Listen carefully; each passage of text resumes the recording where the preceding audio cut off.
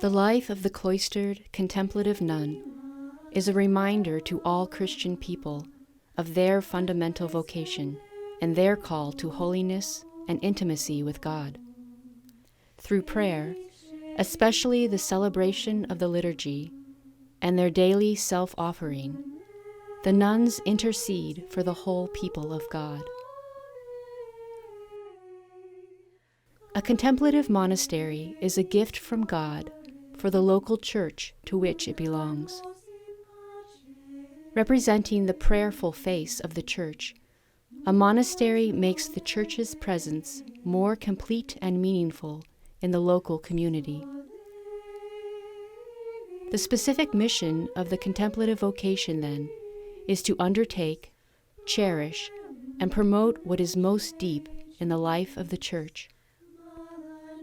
Hence, Dominican nuns have a clear realization that they are completely consecrated to God and called to bring about the extension of the kingdom of God in the world by means which are hidden, but nevertheless possess a wonderful efficacy. The whole life of the Dominican nun is harmoniously ordered to preserving the continual remembrance of God.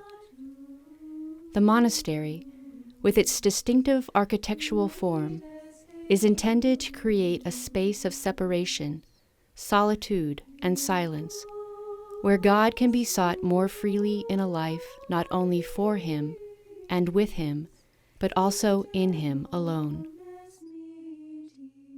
The rhythm of the life of the Dominican nuns is ordered by the celebration of the liturgy, private prayer, a life in common, the observance of the vows, and study of sacred truth, all of which are helped by enclosure, silence, the habit, work, and penitential practices.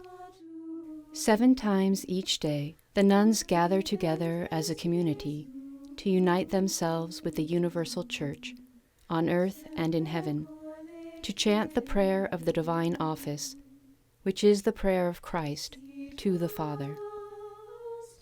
The day begins with the ancient monastic practice of vigils, also known as matins, at 3:30 a.m.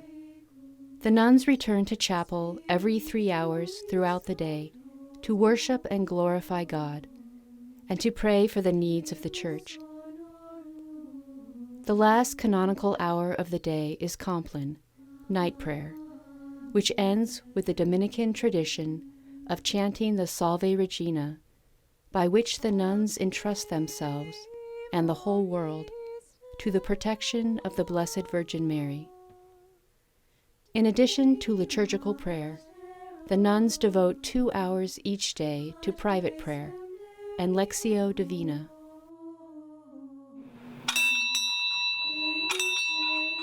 Outside of the hours dedicated to prayer and study of sacred truth, the nuns spend themselves in various forms of work and manual labor, such as would be done in any ordinary household. The nuns also engage in various types of productive labor, which contribute to the support of the monastery. Because the majority of the day is dedicated to prayer and divine worship, they must also rely on alms and support from the people of God.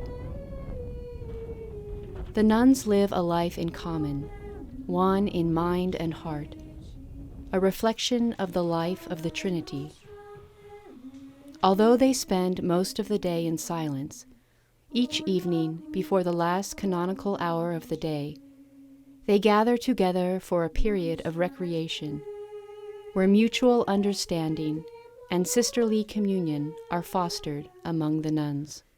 The community has been blessed and is ever grateful for the vocations she has received, which came even during their temporary stay in Massachusetts, during their days of transition and move.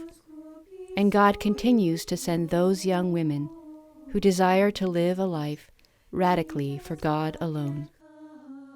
Because of the cost of Phase 1 of the construction, they were not able to complete the project as planned. The essentials of the monastery that make their monastic life possible are in place. However, there are many things that remain incomplete. The windows in the courtyard were recently framed in order to bring the heating costs down, but the rest of the windows in the monastery remain unframed. Most of the floors are unfinished concrete, with the exception of the chapel, refectory, and the sisters' cells.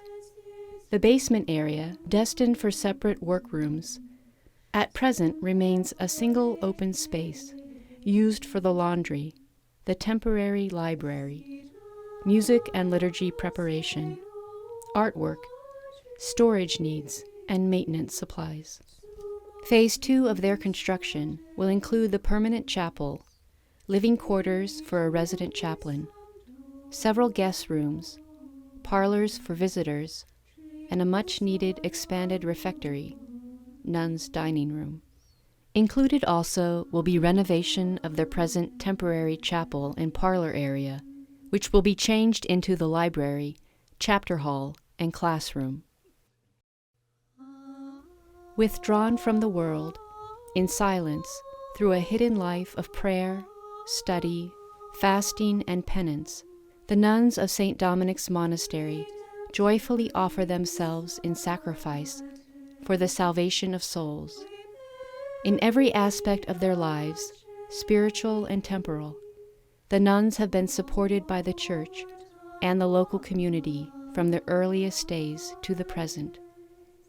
It is with undying gratitude that the nuns continually remember in prayer their friends and benefactors, living and deceased, known and unknown, without whom they would be unable to live the life to which they have been called. Thank you to all of you for your prayers and sacrifices, and to the St. Catherine de' Ricci Guild and its members for your support and dedication.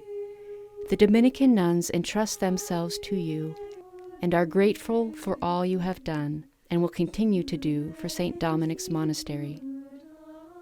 May God bless you, your families and loved ones, now and through all eternity.